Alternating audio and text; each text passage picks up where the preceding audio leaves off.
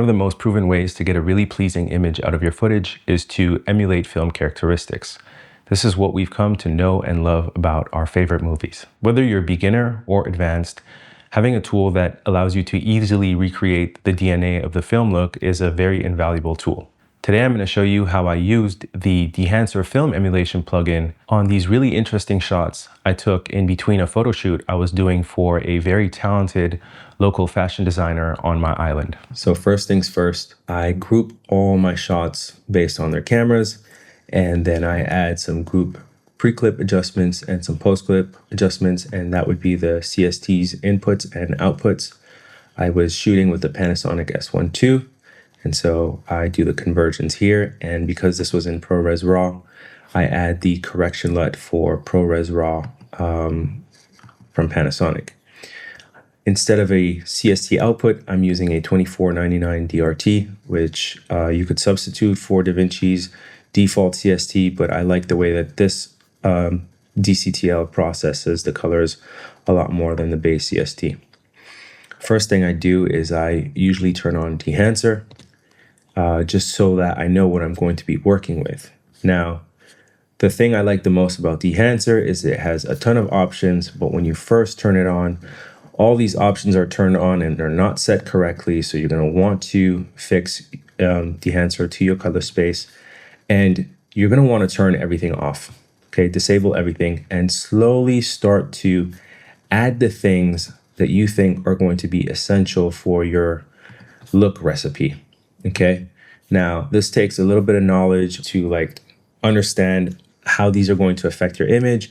And as a beginner, you're probably just going to want to turn things on and tweak them piece by piece. And I recommend that because I also don't know all of these film prints. I know the basics. It's really cool that you can combine different things together. Yeah, I turn on my print and my film, and then I turn on halation and bloom. I really like the way the halation and bloom in Dehancer looks in comparison to Davinci's film look creator. I think that one is a little bit too strong, and yeah, it doesn't look realistic, but this one looks really, really good.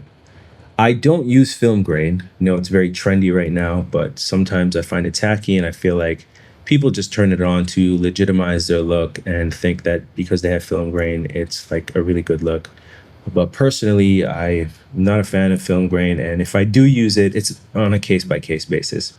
So first thing you need to understand is whatever you're doing, whatever your look is as Dehancer is not the final look. You're actually supposed to kind of work under it to get it there. And let me show you what I mean. I know that how it's going to affect the image, but this isn't what I wanted. What I actually wanted was something more like this. And how I got here is by, adding some contrast so I can see where the image is headed, and then balancing under Dehancer, okay? Because there's a clear magenta shift happening in the image, and that wasn't my intention. I just wanted to get the characteristics of the film print, but I didn't want those overall looks. So I balance the colors to fit more my direction, and this is more like it. And if I turn off Dehancer, you're going to see why you need it turned on before you make these adjustments. It's because had you not turned these on, you wouldn't know that you'd need to get this ugly of an image to get to a place like this, right? If that makes sense. So now that you understand that, you can keep doing some pre-corrections, and then you can make some post-corrections. So another thing I wanted to do is, because the pieces are the most important aspect of this shoot, is I made the shirt pop out and I kind of saturated the entire image so I can start then taming down some of that saturation, right? I just want to see what would happen when everything was popped, and then I bring it back down to a place that is more with my intention. I'm pretty much 80% there when I get to this point, but then everything else is just minor adjustments. I want the model to pop a bit more, so I add a magic mask around her, right? And then I just bring up the exposure on the model. Afterwards, I want to harmonize the colors in the image a little bit more, make it a little bit more warmer, give it that split tone effect. So I add a split tone, but I subtract some of the midpoints because I don't want it to affect the skin tones on the model as much. I just want it to affect kind of like the overall look, but not too much where it overpowers everything. So if I turn it on and off, it's extremely subtle. Like you can see some of the shift happening in the waveform, but it is extremely subtle, but it just kind of brings it back into that warmth that I'm looking for. And the sky is a little bit strong. So I bring down the overall image, I tame down the image, and then I add sort of a master contrast. And now we're getting more into that film exposure where it's a little bit, I wouldn't say super underexposed, but it's a little bit more tamed, right? And then I do some final color adjustments, bring the skin tones back towards a magenta. I tweak the vegetation a little bit and overall colors. And if I turn it on and off, it's another very subtle adjustment just to get it to a place that I want. And then I add a vignette to bring your focus back towards the center. It's not too complicated. I don't think looks need to have quadrillion nodes. This probably is just the right amount of nodes that I need to get the look that I want. And I am in a very happy place with this look right here. And once again, I'm going to turn off Dehancer and turn it back on just to show you what it would look like without it. And that's why you need to leave it on so you can see what you're doing and where you're headed. The last thing I do to my look is, because the S1ii is a sharp image by nature, I have this soften and sharpen node, and let me show you what this does.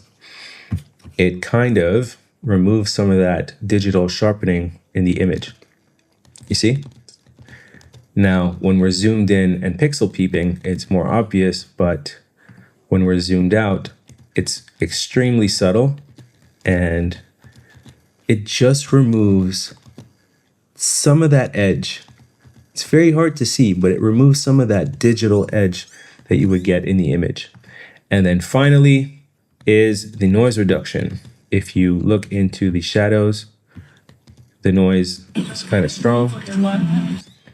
So I just tame the noise. And because I don't care too much about the really tiny, tiny details and I want to remove some of that sharpness, I don't mind leaving the Motion estimation to faster and then reducing some of that noise in the color and the chroma and the luma channel.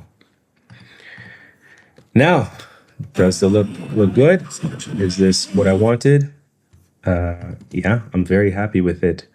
I think overall Dehancer provides a very cool plugin to facilitate some of these looks, and especially if you're a beginner, like to be able to access looks like this on your own, just trying to do a couple things. Like, yeah, you should learn it, but this is a great way to just get really fast and clean looks. And if I copy paste the look to another piece of footage, like, it's just so beautiful. It's just so clean. So overall, yeah, I'm very happy with it. I would actually very much recommend Dehancer to anybody who wants to color grade with a simpler process. Let me know what you think. And if you want more in-depth breakdown as to how I get this look, feel free to ask me questions. The more specific, the better. I know I ran through this really fast, but at the same time, I just don't like to waste people's time.